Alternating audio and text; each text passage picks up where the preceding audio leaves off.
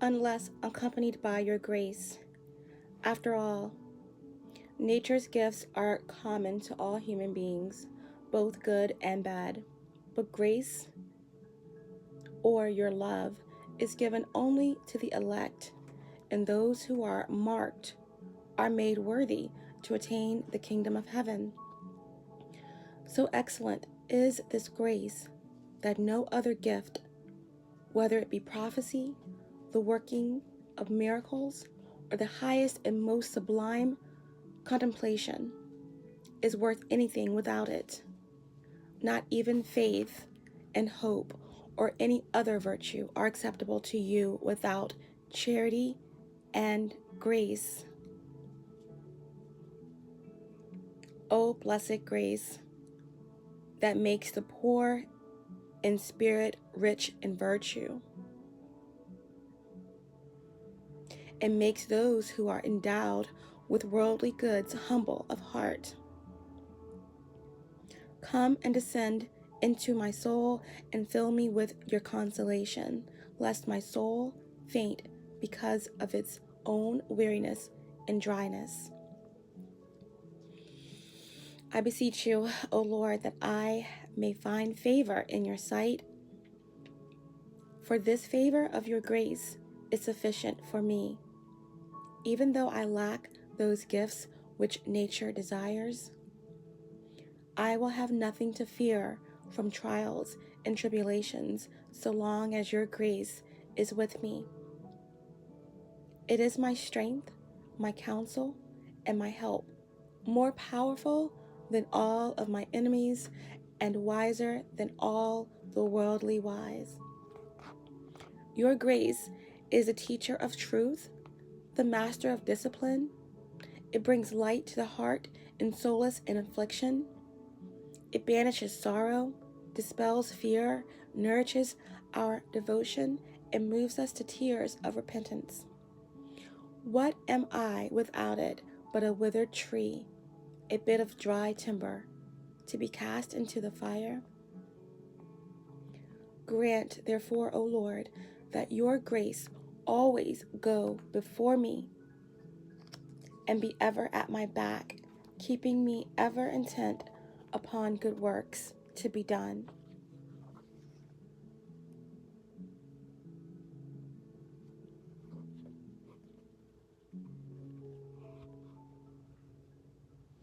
God says, my child, as much as you can abandon your self-love, so much will you be able to enter into me. As a longing for nothing exterior brings you peace, so does the complete surrender of your inmost self unite with God. You must learn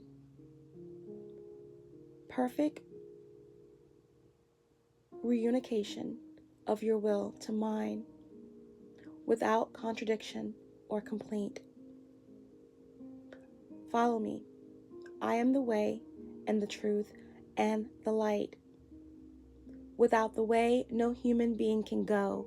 Without the truth, no human being can know. And without life, no human being can live. I am the way you must follow, the truth you must believe, the life you must hope for.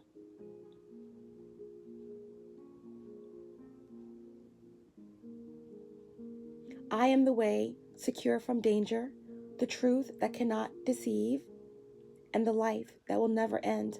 I am the straightest way, the supreme truth, the genuine life, the blessed life, the uncreated life.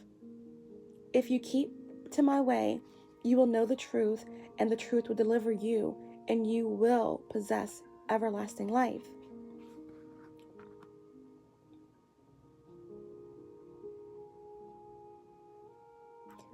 If the possession of eternal bliss is your aim, you must despise this present life. If you want to be exalted in heaven,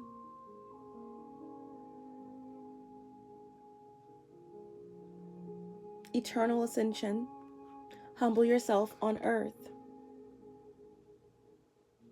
If you want to reign with me, bear the cross with me.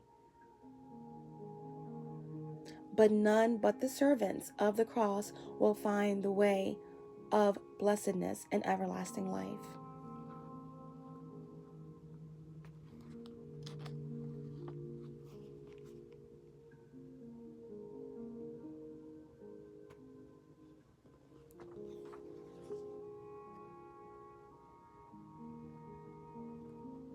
See how our King marches before us, and he fights for us. Let us follow him courageously, fearing no perils. Let us be ready to die for him in battle. And let us not stain our honor by abandoning the way of the cross. God says, I am more pleased, my child, when you are patient and humble under adversity than when you feel devout and consoled in prosperity. Why are you so upset when someone says an unkind word about you? It could have been worse, but even so, you should not let it disturb you. Forget about it. It is not the first or anything new, and it will not be the last if you live long enough. You are so courageous as long as no opposition comes your way. You also can give good advice and can encourage others with your words.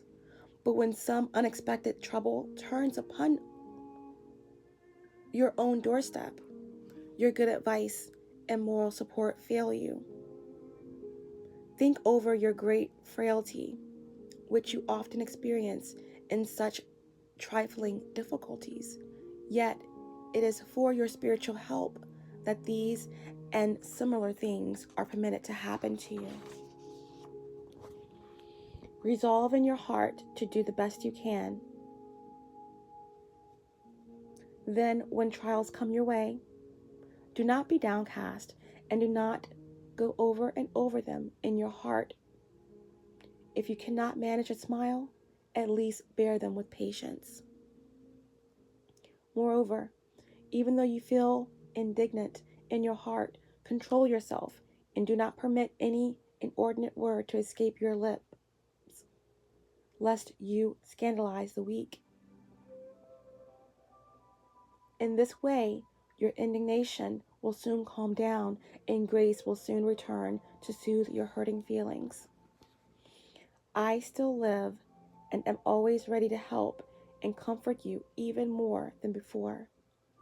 If you will only fully trust me and devoutly call upon me, keep yourself calm and even prepare yourself to undergo greater suffering. All is not lost just because you find yourself often in trouble and grievously tempted. Remember, you are human and not God. You are flesh and blood and not an angel. Do you think you can continue in the same state of virtue when this was not found in the angels in heaven nor in the first man in Eden? I am he who raises up and supports those who mourn, even lifting up my Godhead, those who know their own weakness. Say to God, blessed be your holy word, for it is sweeter to my mouth than honey and the honeycomb. What could I do in my troubles, in anguish, if you did not encourage me with your holy words? What does it matter what or how much I go through here, as long as I reach the haven of salvation at last? Grant me a happy death, dear Lord, and let my passage out of this world to be a peaceful one. Be ever mindful of me, O God, and direct me in the right path to your kingdom. And the right path is ascension. And to get there, there must be a happy death, okay? Transformation.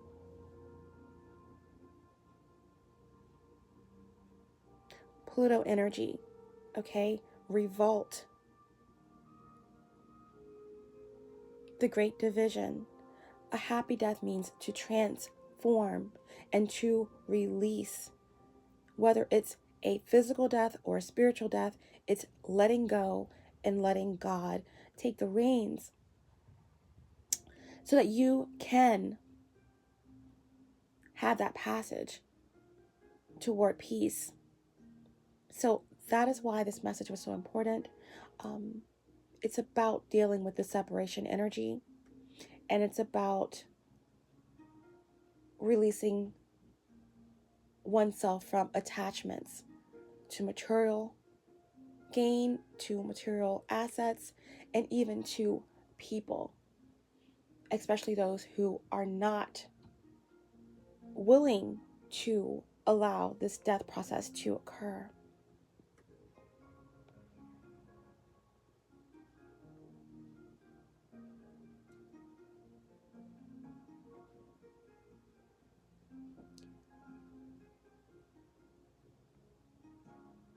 Remember,